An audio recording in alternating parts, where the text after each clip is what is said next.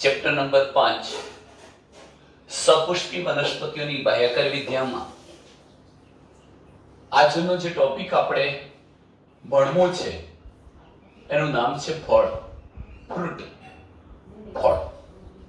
હવે મિત્રો, ફળ શું છે એને સમજીએ તો તમે આ બાબત જાણો છો સ્ત્રીકેસરની, કે સ્ત્રીકેસરની રચનામાં મહત્વના 3 ભાગો આવેલા હોય છે. સૌથી ટોચે પરાગાસન, પછી પરાગવાહિની અને ત્યારબાદ બીજાશય. આ છે મિત્રો બીજાશય. આપણે એ પણ જાણીએ છીએ કે બીજાશયના પોલાણમાં અંડકો આવેલા હોય છે. હવે ધારો કે એક અંડક, આ રીતે આપણે અંડકો બતાવી દઈએ.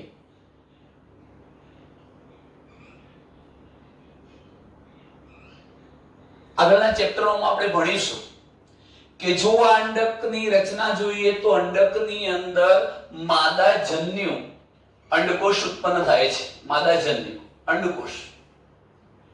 અને જ્યારે અહીંયા પરાગરજ આવશે એ પરાગરજનું અંકુરણ થશે અને પરાગરજમાંથી પણ નરજન્યુ ઉત્પન્ન થશે. આ નરજન્યુ અંડકની અંદર રહેલા માદાજન્યુનું ફલન કરશે અને પરિણામે સમગ્ર અંડક ફલન પામીને બીજમાં ફેરવાઈ જશે. એટલે મિત્રો એવું કહી શકાય કે દરેકે દરેક અંડક ફલન પામીને બીજમાં ફેરવાય છે. એટલે બધા જ અંડકો ફલન બાદ બીજમાં ફેરવાઈ જાય છે. એટલે આપણે એવું લખી શકીએ કે બીજ એટલે શું? તો ફલિત થયેલા અથવા ફલન પામેલા, ફલિત થયેલા અંડકને, ફલન પામેલા અંડકને કયું નામ અપાય છે? બીજ. અને જો હું ફળની વાત કરું તો એકવાર ફલન થયા પછી દરેકે દરેક અંડક બીજમાં ફેરવાઈ જાય અને ફલન થઈ ગયા પછી આ જે બીજાશય હતું એ બીજાશય ફલન બાદ શામાં ફેરવાઈ જાય છે? ફળમાં ફેરવાય છે. તો ફળ એટલે શું? આપણે વ્યાખ્યા લખી શકીએ ફળની કે ફળ એટલે શું? તો ફલન બાદ, ફલન થયા બાદ, ફલન બાદ પુખ્ત બીજાશય, પુખ્ત બીજાશયને ફલન બાદ આ જે પુખ્ત બીજાશય હતો એ બીજાશયને ફલન પછી હવે શું નામ અપાય છે? ફળ કહે છે. બે રીતે વ્યાખ્યા આપી શકાય કે ફલન બાદ પુખ્ત બીજાશયને અથવા ફલન બાદ વિકાસ પામેલા પુખ્ત બીજાશયને ફળ કહેવાય, કાં તો ફલન બાદ બીજાશયનું શામાં રૂપાંતર થાય છે? કહી શકાય ફળમાં રૂપાંતર થાય છે. હવે મિત્રો, આ જે ફળ છે, ફળની ફરતે ફલાવરણ આવેલું હોય છે. ફળની ફરતે કોણ આવે છે? ફળની ફરતે અથવા ફળમાં, ફળ શું ધરાવે છે? ફળ પોતાની ફરતે ફલાવરણ ધરાવે. તમને પ્રશ્ન થશે આ ફલાવરણ ક્યાંથી આવે? તો તમે જુઓ કે આખું સમગ્ર બીજાશય હતું. બીજાશયની દીવાલ ફલન પામીને શામાં ફેરવાઈ ગઈ છે? ફળમાં. તો હવે આ બીજાશયની દીવાલ એને શું કહેવાય? ફળની ફરતે આવેલું આવરણ ફલાવરણ. એટલે ફળ શું છે? ફલન બાદ પુખ્ત બીજાશયને ફળ કહે છે. ફળની ફરતે ફલાવરણ આવેલું હોય છે. ફળ પોતાની ફરતે શું ધરાવે છે? ફલાવરણ ધરાવે છે. એક બીજો મુદ્દો પણ તમને કહી દઉં મિત્રો કે આ જે ફળ છે એની અંદર કોણ છે? આ બધા બીજ. ફલન બાદ અંડકને આપણે શું નામ આપ્યું? બીજ. એટલે એવું પણ કહી શકાય કે ફળની અંદર કોણ આવેલા હોય છે? બીજ હોય છે. ફળની અંદર બીજ આવેલા હોય છે. કેટલીક વાર એવું પણ બને છે કે ફલન પ્રક્રિયા વગર જ ફલન ન થાય અને છતાં પણ જો બીજાશય ફળમાં ફેરવાઈ જાય, બીજાશયનું ફળમાં રૂપાંતર થાય તો તેવા ફળને અપરાગિત ફળ અથવા અફલિત ફળ કહીશું. કેટલીક વાર શું થાય છે કે કેટલીક વાર ફલન વગર જ, ફલન ન થાય તો પણ ફલન વગર જ બીજાશયનું શામાં રૂપાંતર થઈ જાય છે? ફળમાં રૂપાંતર થાય તો તેવા ફળને આપણે અપરાગિત ફળ કહીશું. અપરાગિત ફળ અથવા અફલિત ફળ પણ કહેવાય. અફલિત ફળ તરીકે ઓળખાવીશું. એને પાર્થેનોકાર્પિક ફ્રૂટ કહેવાય. પાર્થેનોકાર્પિક. તો મિત્રો સ્વાભાવિક છે કે જે બીજાશયમાં ફલન નથી થયેલું અને જો બીજાશય ફળમાં ફેરવાઈ જાય, ફલન જ ના થાય, તો ત્યાં અંડકો બીજમાં પરિણમતા નથી. માટે જે ફળ અપરાગિત રીતે નિર્માણ પામ્યું છે, અફલિત ફળ છે, એવા ફળની અંદર કદાપી ક્યારે બીજ જોવા મળતા નથી. તો બીજની હાજરી શું સૂચવે છે? કે એ ફલિત ફળ છે, ફલન પ્રક્રિયાથી બનેલું ફળ છે. એવું કોણ સૂચવે છે? બીજની હાજરી. જો બીજની હાજરી ન હોય તો એમ સમજવાનું કે તે ફળ કેવું છે? અફલિત ફળ છે, અપરાગિત ફળ છે. ચલો મિત્રો, આપણે ફળના પ્રકાર તરફ જવું છે. જો આપણે ફળના પ્રકારોની વાત કરીએ છીએ તો ફળના મુખ્યત્વે 3 પ્રકાર પાડી શકાય. ફળના મુખ્યત્વે કેટલા પ્રકાર પાડી શકીશું? 3. આ 3 પ્રકાર કયા કયા છે? તો ફળના મહત્વના 3 પ્રકારોમાં એક પ્રકારના ફળ છે એને આપણે સરળ ફળ કહીશું, સાદા ફળ અથવા સરળ ફળ. બીજા પ્રકારના જે ફળ છે, ફળનો બીજો પ્રકાર સમૂહ ફળ, અને ફળનો ત્રીજો પ્રકાર છે સંયુક્ત ફળ. આમ 3 પ્રકારના ફળ છે: સાદા ફળ અથવા સરળ ફળ, સમૂહ ફળ અને સંયુક્ત ફળ. જો કે મિત્રો તમને એ પણ કહી દઉં કે આપણે સમૂહ ફળને અને સંયુક્ત ફળને હાલના આપણા સિલેબસમાં ભણવાના નથી. આમ છતાં પણ આપણને એટલી તો ખબર હોવી જોઈએ કે સમૂહ ફળ કોને કહેવાય, સંયુક્ત ફળ કોને કહેવાય અને સરળ ફળ કોને કહેવાય. ચાલો આ બાબતોને આપણે સમજીએ છીએ. તો સર્વપ્રથમ હું અહીંયા એકાદ આકૃતિ નાની દોરું છું. મેં આ સ્ત્રીકેસર બતાવ્યું છે, એનું આ બીજાશય થઈ ગયું. આનું આ એક જ સ્ત્રીકેસર થયું. હું પુષ્પ બતાવી દઉં છું. જુઓ મિત્રો, આ પુષ્પાસન અને પુષ્પદંડ એટલે પુષ્પ અત્યારે એક જ છે. એક પુષ્પનું એક જ સ્ત્રીકેસર છે.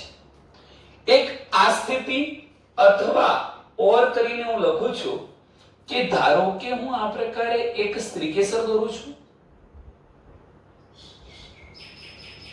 એનું આ બીજાશય બતાવી દીધું.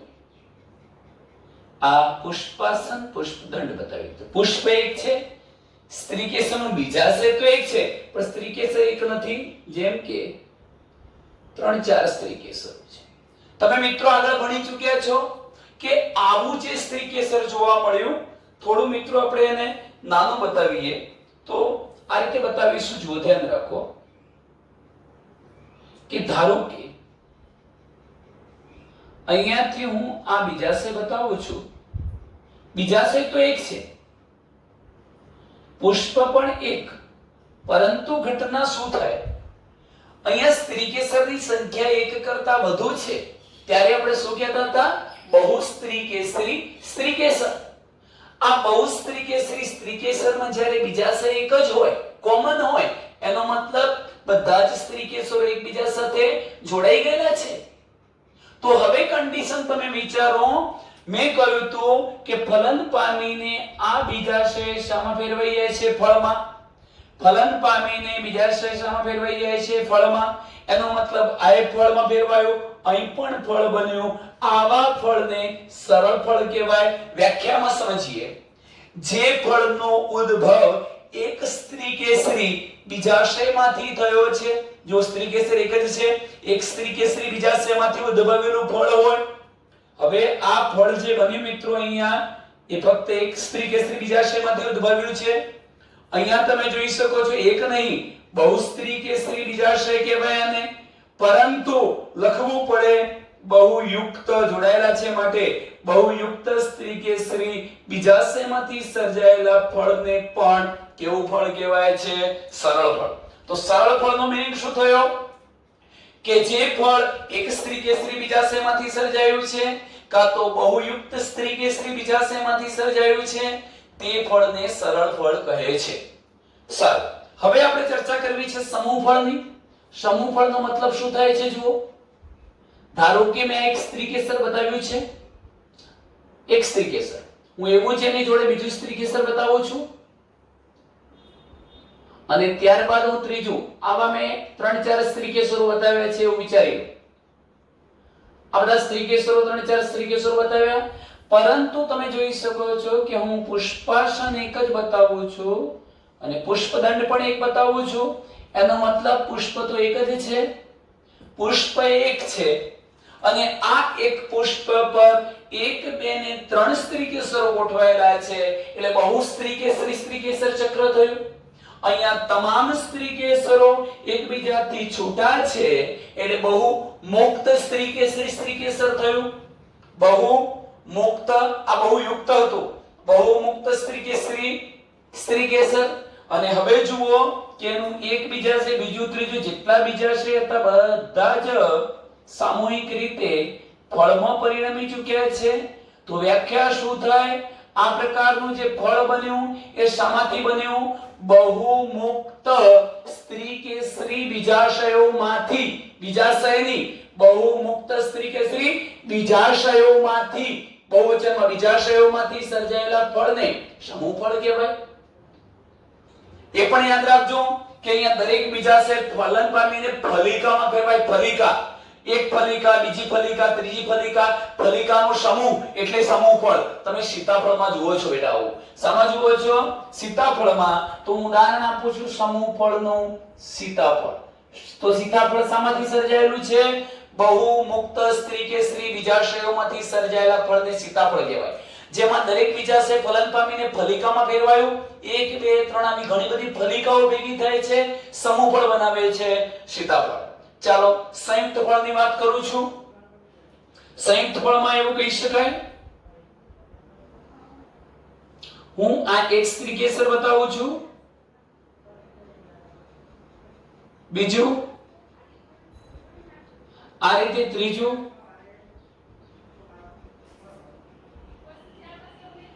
આ એક પુષ્પ, બીજું પુષ્પ છે મિત્રો, ત્રીજું પુષ્પ છે. અત્યાર સુધી સ્થિતિ તમે શું ભણ્યા કે પુષ્પ એક હતું, બીજાશય એક, પુષ્પ એક, બીજાશય એક, પુષ્પ એક, બીજાશય અનેક. અને હવે જુઓ, અનેક પુષ્પો, અનેક બીજાશય. આમે તમે જાણતા હશો પુષ્પ એક છે, બીજું, ત્રીજું, ઘણા બધા પુષ્પો ભેગા થાય એટલે પુષ્પ વિન્યાસ બન્યો. અહીંયા સમગ્ર પુષ્પ વિન્યાસ નું ફળમાં રૂપાંતર થઈ જાય. આ બંનેમાં ફરક શું છે? અહીંયા પુષ્પ એક જ હતું માટે બહુમુક્ત સ્ત્રી કેસરી બીજાશયમાંથી સર્જાયું હતું. અહીંયા શું છે? દરેક પુષ્પને એક, દરેક પુષ્પને એક, દરેક પુષ્પને એક, આમ આખો એક પુષ્પ વિન્યાસ હતો. આ પુષ્પ વિન્યાસ, સમગ્ર પુષ્પ વિન્યાસમાંથી સર્જાયેલા ફળને આપણે કેવા પ્રકારનું ફળ કહીએ છીએ? સંયુક્ત ફળ. યાદ રાખજો, અનેક પુષ્પોના અનેક બીજાશયો માંથી સર્જાતું ફળ સંયુક્ત ફળ કહેવાય. અને આવા સંયુક્ત ફળનું તમારે ઉદાહરણ આપવું છે તો અનાનસ, વડના ટેટા, આવા ઉદાહરણો તમે આપી શકો. ચલો હવે આપણે સરળ ફળ તરફ જવું છે. મિત્રો જરા અહીં ધ્યાન રાખજો. એકવાર ફરીથી આછો ખ્યાલ આપી દો. એક પુષ્પના એક બીજાશયમાંથી સર્જાતું ફળ સરળ ફળ, એક પુષ્પના અનેક બીજાશયમાંથી સર્જાતું ફળ સમૂહ ફળ, અનેક પુષ્પના અનેક બીજાશયમાંથી સર્જાતું ફળ એ શું કહેવાય? સંયુક્ત ફળ કહેવાય. તમે જોઈ શકો છો સરળ ફળ, સરળ ફળ કયું કહેવાય એ તમે અહીંયા ભણી શકો છો બેટા. અહીંયા તમે સરળ ફળ શું કહેવાય એ તમને ખબર છે. અહીં જરા ધ્યાન રાખો. હું સરળ ફળના આગળ પ્રકારો પાડું છું. સરળ ફળના જો આપણે આગળ પ્રકારો પાડવા હોય અને સમજવા જરૂરી છે. સરળ ફળના પ્રકારો પાડીએ તો શું કહી શકાય? સરળ ફળના પ્રકારો પાડીએ છીએ મિત્રો. સાદા ફળ કે સરળ ફળના મહત્વના બે પ્રકાર પડે છે, શુષ્ક ફળ અને રસાળ ફળ. ચલો અહીં લખીશું શુષ્ક ફળ, શુષ્ક સૂકા ફળ, અને બીજો પ્રકાર છે રસાળ ફળ. હવે પ્રશ્ન એ થાય કે શુષ્ક ફળ કોને કહેવું, સૂકું ફળ કોને કહેવું? જો ફળ પરિપક્વ થાય અને છતાંય એનું ફલાવરણ સૂકું જ રહે, રસાળ, રસદાર, માવાદાર ન રહે, તો તે કયું ફળ? શુષ્ક ફળ. પણ જો ફલાવરણ રસાળ બની જાય, ફળની ફરતે આવેલું ફલાવરણ રસાળ બને, તો તે ફળને કયું ફળ કહેવાય? રસાળ. શુષ્ક ફળમાં પણ પ્રકારો પાડું છું. શુષ્ક ફળના આગળ બે પ્રકારો પાડી શકાય, શુષ્ક સ્ફોટનશીલ, સ્ફોટનશીલ અને શુષ્ક અસ્ફોટનશીલ ફળ. આખું એમ કહી શકાય કે સરળ ફળના બે પ્રકાર, શુષ્ક સરળ ફળ, રસાળ સરળ ફળ. રસાળ સરળ ફળમાં એનું જે ફલાવરણ છે એ રસાળ હશે, માવાદાર હશે, બરોબર, અને અહીંયા સૂકું હશે ફલાવરણ. હવે જુઓ, શુષ્ક ફળમાં બે ભાગ પડ્યા, સ્ફોટનશીલ, અસ્ફોટનશીલ. શુષ્ક સ્ફોટનશીલ સરળ ફળ, શુષ્ક અસ્ફોટનશીલ સરળ ફળ. સ્ફોટનશીલ અને અસ્ફોટનશીલ એટલે શું? જો મિત્રો ફળ પરિપક્વ બની જાય અને પછી સ્ફોટન એટલે ફાટી શકતું હોય, ભલે એક ધારથી ફાટે, બે ધારથી ફાટે, અનેક ધારથી ફાટે, એના આધારે પેટા પ્રકારો એના પાડી શકાય, આપણે ત્યાં સુધી જવું નથી. પણ હું તમને શોર્ટમાં કહું, સ્ફોટનશીલ ફળ એટલે જ્યારે ફળ પરિપક્વ થઈ જાય, ફળ પાકી જાય, પરિપક્વ બને ત્યારે એની એટલે ફળની દિવાલનું શું થઈ જાય છે? સ્ફોટન. ફળની દિવાલ ફાટે છે અને અંદર આવેલા બીજને મુક્ત કરી દે છે. આવા ફળને સ્ફોટનશીલ ફળ કહેવાય. અને અસ્ફોટનશીલ ફળ એટલે શું? ફળ જ્યારે પરિપક્વ થાય ત્યારે પણ, ફળ પરિપક્વ થવા છતાં પણ તેનું સ્ફોટન થતું નથી, તો તેવા ફળને અસ્ફોટનશીલ ફળ કહેવાય. તો તમને પ્રશ્ન થશે કે આવું ફળ પરિપક્વ થવા છતાં સ્ફોટન નથી પામતું, તો એ બીજને કેવી રીતે મુક્ત કરતું હશે અને કેવી રીતે એનું બીજ જર્મિનેટ થતું હશે, અંકુરિત થતું હશે, નવો છોડ બનાવતું હશે? મિત્રો યાદ રાખો કે તમને ખબર છે કે આપણે ઘઉં છે, ચોખા છે, ધાન્ય વર્ગની કોઈ વનસ્પતિઓ છે, શિંગોડા છે, આ બધી જે વનસ્પતિઓ છે એમાં અસ્ફોટનશીલ ફળ હોય છે. અને આ ફળને જ્યારે, જેમ કે ઘઉં, મકાઈ, એનો દાણો, આપણે દાણો એમ કહીએ છીએ, બીજ, ખરેખર એ ફળ છે. કેમ ફળ છે? કારણ કે એનું નિર્માણ આવી રીતે એક સ્ત્રી કેસરી બીજાશયમાંથી થયું હતું અને એક જ અંડક ધરાવતું હતું. અંડક પોતે બીજમાં ફેરવાઈ ગયું, એક જ બીજ બન્યું, એટલે બીજ અને આ બીજાશય એની ફરતે બીજાશય ફળમાં ફેરવાઈ ગયું, એટલે બીજ અને ફળ, ફલાવરણ અને બીજાવરણ જોડાઈ ગયા છે સંયુક્ત રીતે, એટલે આપણે એને બીજનો દાણો કહીએ, દાણો કહીશું, બીજ કહીશું અને ફળ પણ કહી શકીએ. તો અહીં જરા ધ્યાન રાખજો કે ફળ પરિપક્વ થવા છતાં એનું સ્ફોટન થતું નથી. જ્યારે જમીનમાં વાવીશું, કુદરતી રીતે એનું વિઘટન થઈ જાય છે, તૂટે છે આજુબાજુનું પડ, અને પરિણામે એમાંથી નવી વનસ્પતિનું શું થાય છે મિત્રો? સર્જન થાય છે. તો આપણે એવું કહી શકીએ મિત્રો, અહીંયા અસ્ફોટનશીલ ફળ હતા. તમે ઉદાહરણ આપી શકો, મેં ઘણા બધા કહી દીધા, મકાઈ, ઘઉં, ગુલબાસ, એવા ઉદાહરણો આપી શકાય. મકાઈ, ઘઉં, સિંગોડા આપી શકાય. આ પ્રકારના તમે ઉદાહરણો અહીંયા લખી શકો. અને સ્ફોટનશીલમાં તમારે ઉદાહરણ આપવા છે તો આકડો છે, બારમાસી છે, આકડો, બારમાસી, ધતુરો, આ પ્રકારના આપણે ઉદાહરણો આપી શકીએ. ચાલો મિત્રો, આ વાત થઈ શુષ્ક, સ્ફોટનશીલ, અસ્ફોટનશીલ પ્રકારના ફળની. હવે હું તમને વાત કરું છું રસાળ ફળ. ચલો રસાળ ફળની વાત કરીએ છીએ. આ જે રસાળ ફળ છે એ રસાળ ફળ કે જેના ફલાવરણ કહેવાય છે રસાળ, એને રસાળ ફળ કહેવાય. અને આવા રસાળ ફળના આપણે બે મહત્વના પ્રકારો પાડી શકીએ. અષ્ટીલા પ્રકારના ફળ, અષ્ટીલા પ્રકારના અને અનષ્ટીલા. અનષ્ટીલા, અનષ્ટીલા પણ કહી શકો, ઠ પણ લખી શકો. અષ્ટીલા અને અનષ્ટીલા ફળ. તો અષ્ટીલા પ્રકારનું રસાળ ફળ અને અનષ્ટીલા પ્રકારનું રસાળ ફળ. તમે મિત્રો આટલું બરોબર ધ્યાનથી સમજી લેજો કે આપણે રસાળ ફળની વાત કરીએ છીએ. આવા રસાળ ફળમાં ફલાવરણ પોતે રસાળ હોય છે અને રસાળ ફળના બે પ્રકારો પાડી શકાય, અષ્ટીલા ફળ અને બીજું કયું? અનષ્ટીલા. હવે અષ્ટીલા અને અનષ્ટીલાની મારે વાત કરવી છે તો બંનેમાં આપણે કેવી રીતે ભેદ પાડી શકીએ? અષ્ટીલા એટલે વચ્ચે, જોજો આ એક શબ્દ લખવો છે મારે કે રસાળ ફળનું ફલાવરણ, જો રસાળ ફળનું ફલાવરણ ત્રણ ભાગો ધરાવે છે. કયા કયા ત્રણ ભાગો ધરાવે છે રસાળ ફળનું ફલાવરણ? તો એને ત્રણ ફલાવરણ હોય. બહારની બાજુ આવેલું બાહ્ય ફલાવરણ, વચ્ચે આવેલું મધ્ય ફલાવરણ અને સૌથી અંદર આવેલું અંતઃ ફલાવરણ. હવે હું એકાદ બે ઉદાહરણો આપું છું, તમે સરળતાથી સમજી જઈ શકશો. જેમ કે મિત્રો આપણે કેરી દોરીએ છીએ.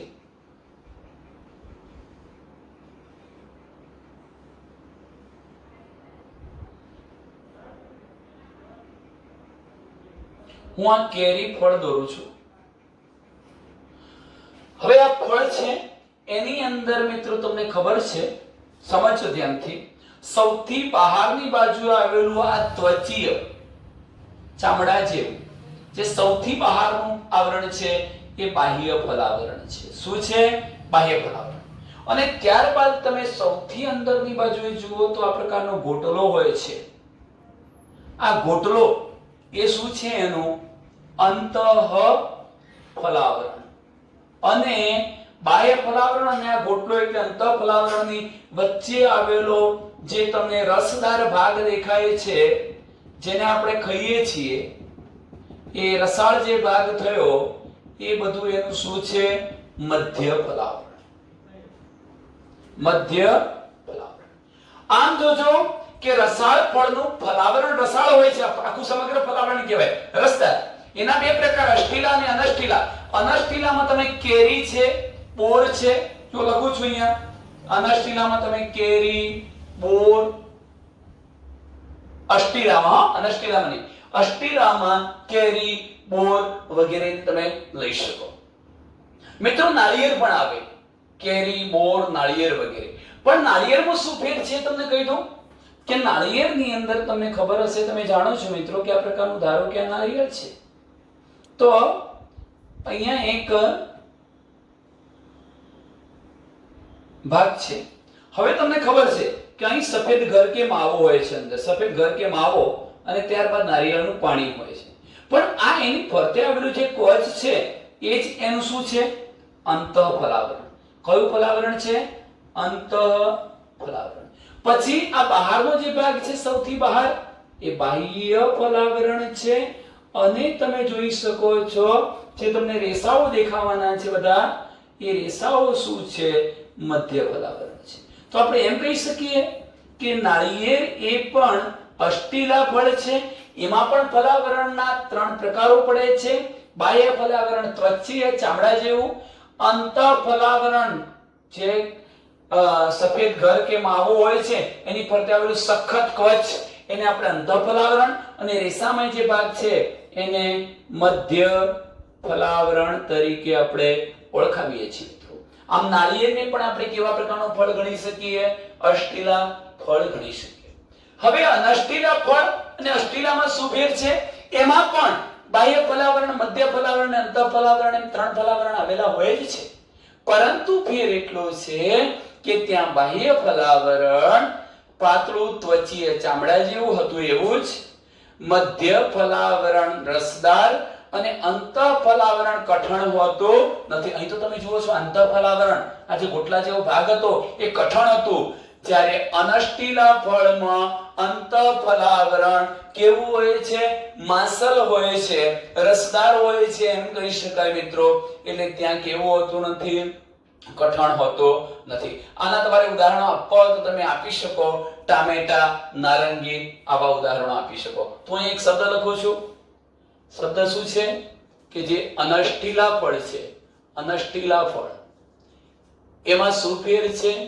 તો એને પણ બાહ્ય ફલાવરણ હોય છે, જે અષ્ટિલ ફળ જેવું જ, આના જેવું જ, અષ્ટિલા ફળ જેવું, ત્વચીય, પાતળું, ચામડા જેવું.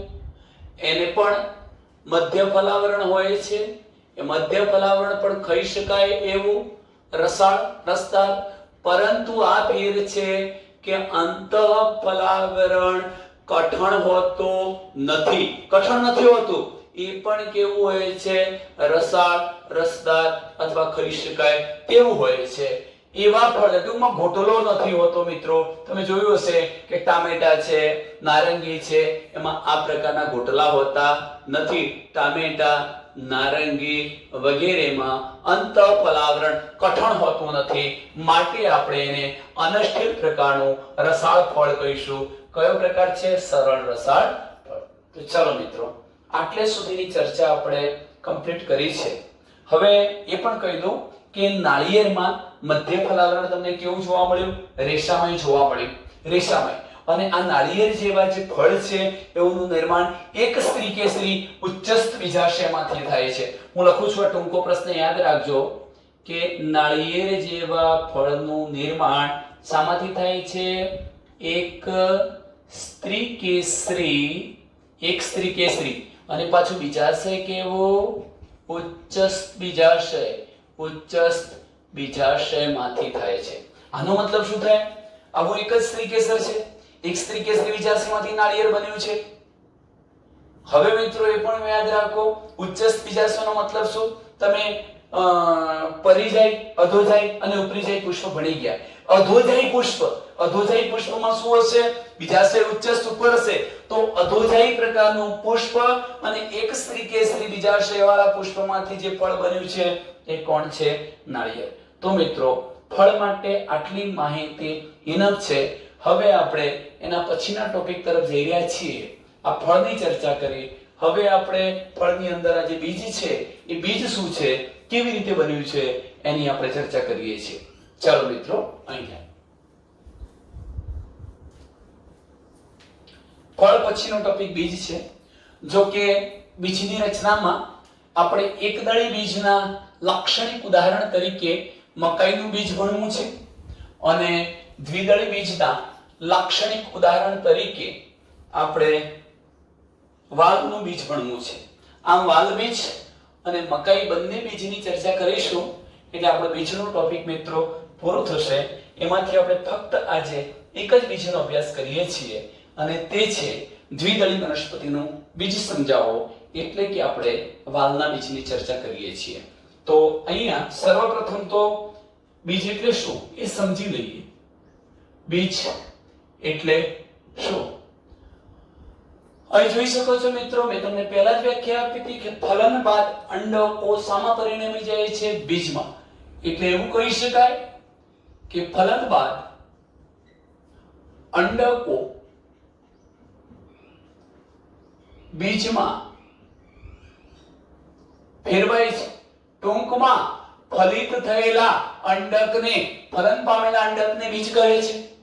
જો આપણે બીજની રચના જોવા જઈએ તો બીજની રચનામાં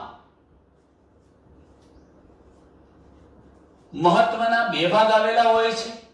આ બંને ભાગ કયા? તો એક તો બીજની ફરતે બીજાવરણ આવેલું હોય છે, કાં તો એક બીજાવરણ પણ હોઈ શકે, બે પણ હોઈ શકે, એટલે બીજાવરણ કે બીજાવરણો એક મુદ્દો. અને બીજું આપણી બુકમાં ભ્રૂણ લખેલું છે મિત્રો, અને પછી ભ્રૂણની અંદર પેટા ભાગો લખ્યા છે. હકીકતમાં આપણે એને ભ્રૂણધરી કહી શકીએ. તો બીજની રચનામાં મહત્વના બે ભાગ છે, બીજાવરણ આવેલું છે અને બીજું કોણ છે? ભ્રૂણધરી.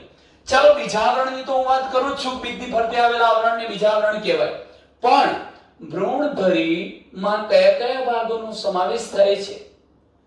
તો ભ્રૂણધરીની અંદર ભ્રૂણમૂળ હશે. ભ્રૂણમૂળ મેં ચર્ચા કરી હતી જ્યારે હું અગાઉનો પાઠ સમજાવતો હતો. પ્રકાંડની રચના, એમાં મેં તમામ પ્રકાંડ અને મૂળ ક્યાંથી બને છે એના માટે બીજું દોર્યું છે ઓલરેડી. અને એ વખત આપણે ચર્ચા કરી છે કે એમાં ભ્રૂણમૂળ હોય, ભ્રૂણાગ્ર હોય. ભ્રૂણાગ્ર એટલે આદિસ્કંદ અને આદિમૂળ પણ કહેવાય. અને બીજપત્રો હોય અથવા બીજપત્ર હોય. જો એકદળી વનસ્પતિ હશે તો એક જ બીજપત્ર, અને દ્વિદળી વનસ્પતિ હશે તો બે બીજપત્રો.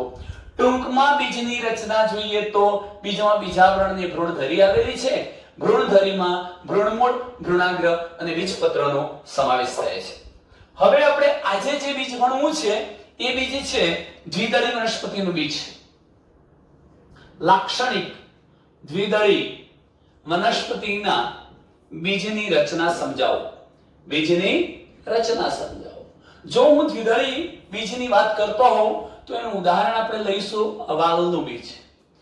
મિત્રો, આ વાલનું જે બીજ છે એ આછા પીળાશ પડતા રંગનું છે. સાથે સાથે એ આછા પીળાશ પડતા રંગનું એટલે આછા પીળાશ પડતા સફેદ રંગનું છે. અને સાથે સાથે એનો આકાર વૃક્ક એટલે મૂત્રપિંડ વૃક્કાકાર હોય છે.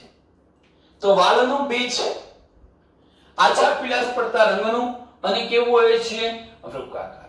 બીજનું સૌથી બહારનું બીજને ઢાંકતું જે આવરણ છે એને શું કહેવાય છે? બીજાવરણ. કારણ કે આપણે આ બીજની રચના જોઈએ તો પણ આ બધા ભાગો જોવા જ પડશે. એટલે હું એમ કહી શકું બીજાવરણ એટલે શું? બીજાવરણ કોને કહેવાય? તો બીજને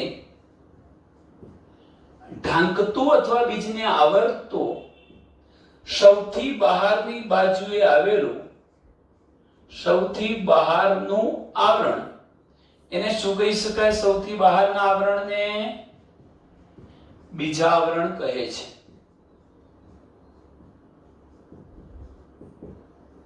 સૌથી બહારની બાજુએ આવેલા આવરણને બીજાવરણ કહેવાય. હવે તમે મિત્રો અહીં જરા ધ્યાન રાખો.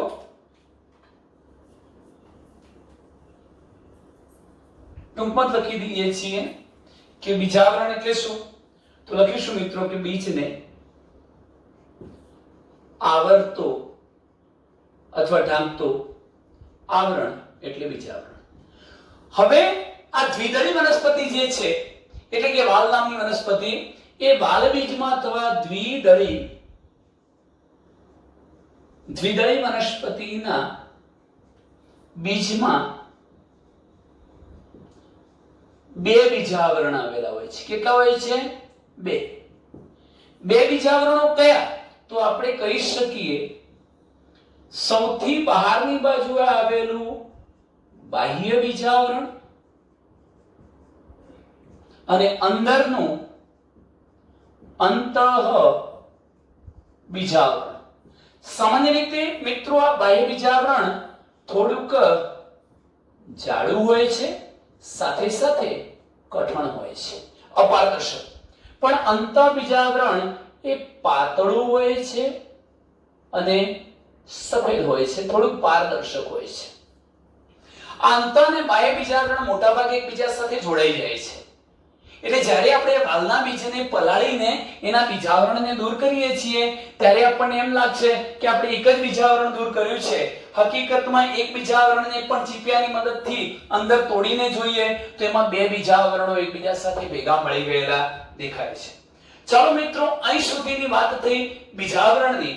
હવે હું વાત કરી રહ્યો છું, ધ્યાન રાખજો કે એક આકૃતિમાં પણ બતાવું છું. જેમ કે મેં અહીંયા એક નાનકડી આકૃતિ દોરી છે. આ વાલનું બીજ છે. આ બીજમાં હું આ પ્રકારની રચના બતાવી દઉં છું. એની ફરતે તો સમગ્ર બીજને આવરી લેતું આવરણ એટલે શું છે? બીજાવરણ. અહીં તમે જોઈ શકો સમગ્ર બીજને આવરી લેતું આવરણ એટલે એને શું કહેવાય? બીજાવરણ. હવે આ બીજાવરણ પર ચાંઠું હોય છે, ડાઘ હોય છે. ક્યાં છે? અહીં આકૃતિમાં સમજીએ મિત્રો. ધારો કે આ વૃક્ક એટલે મૂત્રપિંડ આકારનું વાલનું બીજ થયું. એમાં મેં તમને કહ્યું બીજની ફરતે આવેલા આવરણને આપણે શું નામ આપીએ છીએ? બીજાવરણ. તો બીજની ફરતે શું આવેલું છે? બીજાવરણ. આ સમગ્ર આ બીજાવરણ બીજને ઢાંકી દે છે આ રીતે. અને હવે શબ્દો સમજીએ છીએ કે બીજાવરણ પર એક ચાઠું કે ડાઘ આવેલો હોય છે. ચાલો બતાવો, આ બીજાવરણ પર અહીંયા ચાઠું કે ડાઘ આવેલો હોય છે. આ ચાઠા જેવો ભાગ છે, ડાઘ જેવો જે ભાગ છે, ડાઘ કે ચાઠા જેવો જે ભાગ છે મિત્રો, એને શું કહેવાય? નાભી કહેવાય છે. શું કહીશું આ ડાઘને? કે ચાઠા જેવા ભાગને નાભી તરીકે ઓળખાવીશું. આ નાભી છે. હવે નાભી છે શું? તો મેં તમને એક બાબત સમજાવી દીધી હતી. અહીં જોઈ શકો છો તમે કે જો આ બીજાશય છે, અહીંયા કેન્દ્ર ભાગ્યા ધરી છે, એના પર અંડકો ગોઠવાયા છે અને અંડક ફલન પામીને શામાં ફેરવાય છે? તમે જાણો છો બીજમાં ફેરવાય છે. તો હું આ બીજની વાત કરી રહ્યો છું. આ બીજ છે, એનો મતલબ કે આ શું થયું? બીજદંડ થઈ ગયો. આખું અંડક હતું, અંડક દંડ ફલન પામીને બીજદંડમાં ફેરવાઈ ગયો. આ ભાગની વાત કરું છું. અહીંયા મેં આ કાળો ડોટ ટપકું દોર્યું, એ ક્યાં હશે? અહીંયા હશે. જોજો આ વિચારો કે આ દંડ છે, એને શું કહીશું? બીજદંડ. અને આ શું છે? બીજાવરણનું ચાટું ડાઘ છે. એનો મતલબ શું થયો? હવે આ જે ભાગ નીચે બતાવું છું એ શું છે? એ તો ચરાયું છે. અથવા માની લો ઘણી વખત એવું બને કે ડાયરેક્ટ આ રીતે રત્ન હોય, એટલે આ જે ભાગ હતો એ ફળ સાથે જોડાઈ ગયેલો હોય, આ જે દંડ હતો એ કોની સાથે જોડાઈ ગયો? ફળ સાથે. તો હું એમ કહી શકું કે આ ડાઘ કે ચાઠા જેવી જે રચના નાભી હતી એ શું છે? બીજનું ફળ સાથેનું જોડાણ સ્થાન, સંગમ સ્થાન છે. આવું કહી શકાય. નાભી એટલે શું? તો એમ કહી શકાય કે બીજાવરણ પર ચાઠા જેવી રચના આવેલી હોય છે. વિકાસ પામતા બીજનું ફળ સાથેનું એ જોડાણ છે, એને આપણે નાભી તરીકે ઓળખાવીએ છીએ. મિત્રો, આ નાભીથી ઉપર એક નાનું છિદ્ર આવેલું હોય છે અને એ છિદ્રને નામ અપાય છે બીજ છિદ્ર. આનું પણ સારું એવું મહત્વ છે, કારણ કે જ્યારે આપણે આ બીજને ભીની પોચી જમીનમાં વાવીએ છીએ ત્યારે છિદ્ર મારફતે જ બીજની અંદર પાણી પ્રવેશે છે અને બીજનું જર્મિનેશન એટલે અંકુરણ પણ થાય છે. ભ્રૂણમૂળ પણ આ જ ભાગમાંથી બહાર આવે છે. ચાલો મિત્રો, આટલે સુધી તમને ખ્યાલ આવી ચૂક્યો હશે. હવે હું વાત કરું છું કે આ તો થઈ બીજાવરણની વાત. હવે બીજાવરણને તોડી લઈએ, બહાર કાઢી લઈએ તો બીજાવરણથી આવૃત સમગ્ર કોણ છે? ભ્રૂણધરી. ભ્રૂણધરીમાં કયા કયા ત્રણ ભાગ હશે? ભ્રૂણમૂળ, ભ્રૂણાગ્ર અને બીજપત્રો. એ કેવી રીતે જોઈ શકાય? જો હું આ બીજના બીજાવરણને દૂર કરું છું અને બંને બીજપત્રોને ખુલ્લા કરીશ તો આ એક બીજપત્ર આ પ્રકારે દેખાશે અને બીજું બીજપત્ર તમને આ પ્રકારનું દેખાશે. બે બીજપત્રો છૂટા પડી જવાના. આપણે આવરણને દૂર કરીએ છીએ, આ બંને બીજપત્રો આ રીતે હતા. બીજાવરણ દૂર કરીશું, પછી એમને ખોલવાનો પ્રયત્ન કરીશું. કોઈ એક ધરીએથી આમ જોડાયેલા રહેશે. આ ધરીને બે બીજપત્રનું જોડાણ સ્થાન કહેવાય. શું કહેવાશે? એ લખું છું. બે બીજપત્રોનું જોડાણ સ્થાન. આ શું છે? એક અને બે જે બતાવ્યા એ માસલ સફેદ ફૂલેલા ખોરાક સંગ્રહી બીજપત્રો છે. હવે મિત્રો, આટલી બાબતો તમને ખબર પડી ચૂકી છે કે બીજાવરણથી અંદર ઘેરાયેલ કોણ હોય છે? ભ્રૂણધરી. અને ભ્રૂણધરીની રચનામાં ભ્રૂણમૂળ, ભ્રૂણાગ્ર અને બીજપત્રો આવેલા છે. બે બીજપત્રોની તો વાત કરી દીધી કે માસલ જાડા સફેદ રંગના બીજપત્રો તો છે જ, પણ ભ્રૂણમૂળ અને ભ્રૂણાગ્ર ક્યાં છે એ જુઓ. ધારો કે હું અહીંથી એક આવો ભાગ બતાવું છું.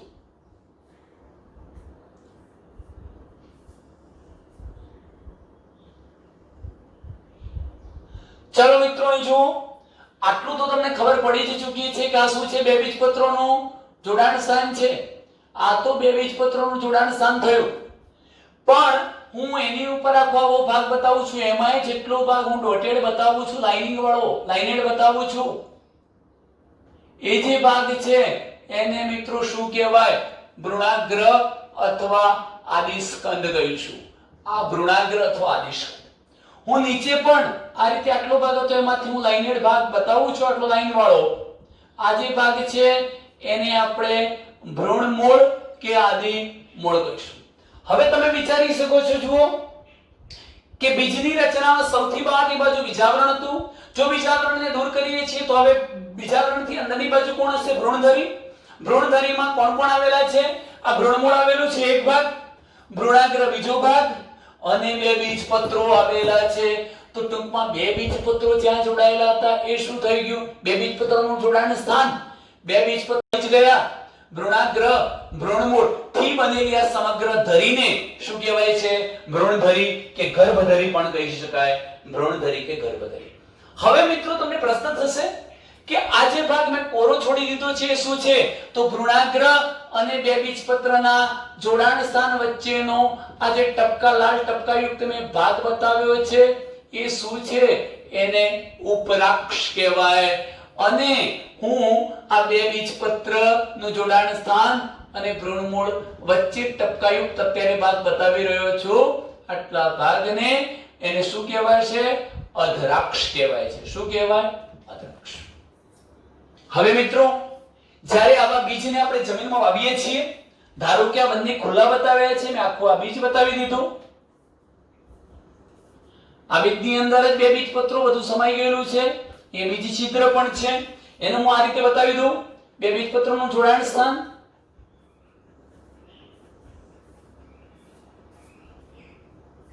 મેં આ પ્રકારની રચના બતાવી. તો આ શું થઈ ગયું? ભ્રૂણાગ્ર. આ શું થયું? ભ્રૂણમૂળ. આ ઉપરાક્ષ, આદ્રાક્ષ અને આ બે બીજપત્રોનું જોડાણ સ્થાન. હવે શું થાય કે આ બીજને જ્યારે ભીની પોચી જમીનમાં તમે વાવો છો ત્યારે શું થવાનું કે આ જે ભ્રૂણમૂળ હતું એ બીજી છિદ્રમાં થઈને બહાર આવે છે અને એ છેવટે મૂળતંત્રમાં ફેરવાઈ જાય.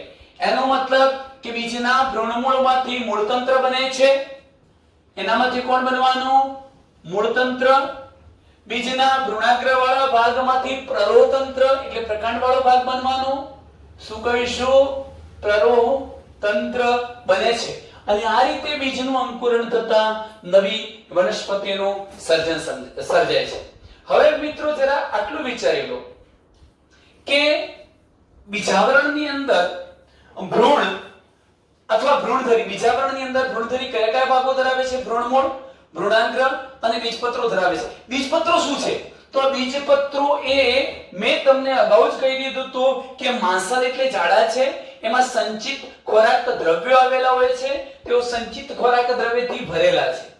મિત્રો એક અગત્યની બાબત તમને કહી દઉં છું કે ફલન થાય છે જ્યારે આવૃત બીજધારી વનસ્પતિમાં બેવડું ફલન, ત્યારે બીજ તો બને છે પણ વધારાની એક રચના બીજને પોષણ આપતી રચના બને છે. એને આપણે ભ્રૂણપોષ કહીએ છીએ. શું કહીશું? બીજમાં ભ્રૂણપોષ આવેલો હોય છે. ભ્રૂણપોષ શું છે? ખોરાક સંગ્રહી પેશી છે. જ્યાં વિકસતા ભ્રૂણને પોષણ પૂરું પાડશે, આખા ભ્રૂણને, આખી ભ્રૂણધરીને પોષણ પૂરું પાડશે. આખો વિકસતો ભ્રૂણ કહેવાય, ભ્રૂણધરી કહેવાય. તો એને પોષણ આપશે જેથી એનું અંકુરણ સરળતાથી થઈ શકે, નવા છોડનું સર્જન થઈ શકે. તો આ ભ્રૂણપોષનું નિર્માણ ફલન, બેવડા ફલનથી થાય છે. આ તરફ બેવડું ફલન હું તમને સમજાવીશ. આવૃત બીજધારી વનસ્પતિમાં બે નરજન્યુઓ વડે બે રચનાઓનું ફલન થાય છે, માટે બેવડું ફલન કહેવાશે. તો આ ભ્રૂણપોષ કોનું પરિણામ છે? બેવડા ફલનનું પરિણામ છે. બેવડા ફલનને કારણે ભ્રૂણપોષ નિર્માણ પામે છે. એમાંય હું તમને એક શબ્દ કહી દઉં કે ખાસ કરીને વાલ, વટાણા, ચણા જેવી વનસ્પતિઓ તમે લો. વાલ, વટાણા, ચણા જેવી વનસ્પતિઓ, આ બધી જ વનસ્પતિઓની અંદર ભ્રૂણપોષ આ બીજપત્રમાં સમાઈ ગયેલો હતો અને આ ભ્રૂણના વિકાસ દરમિયાન પેલો ભ્રૂણપોષ વપરાઈ જાય છે અને તેથી ભ્રૂણપોષનું સ્વતંત્ર અસ્તિત્વ રહેતું નથી. ભ્રૂણપોષ અલગ વિસ્તારમાં હોતો નથી. હવે ભ્રૂણપોષ નથી જોવા મળતો. ભ્રૂણપોષ સંપૂર્ણ વપરાઈ જાય છે. કોના દ્વારા? વિકાસ પામતા ભ્રૂણ દ્વારા. તેથી આવા બીજને આપણે અભ્રૂણપોષી બીજ કહીશું. કેવા કહીશું? વાલ, વટાણા, ચણામાં ભ્રૂણપોષનું સ્વતંત્ર અસ્તિત્વ જોવા મળતું નથી, એટલે કે ભ્રૂણપોષ વપરાઈ જાય છે. તેથી એવા બીજને અભ્રૂણપોષી બીજ કહીશું. નોન એન્ડોસ્પર્મિક શેડ અભ્રૂણપોષી બીજ. પણ મિત્રો જ્યારે હું મકાઈ બીજ તમને સમજાવીશ ત્યારે આપણે વાત કરીશું કે મકાઈ બીજની અંદર ભ્રૂણપોષી બીજ છે, કેવી રીતે? તો એનું સ્વતંત્ર અસ્તિત્વ છે ભ્રૂણપોષનું, બીજપત્ર કરતા અલગ વિસ્તારમાં અસ્તિત્વ છે ભ્રૂણપોષનું, માટે આપણે એને ભ્રૂણપોષી બીજ કહીશું મિત્રો. આપણે આટલે અટકીએ છીએ. અસ્તુ.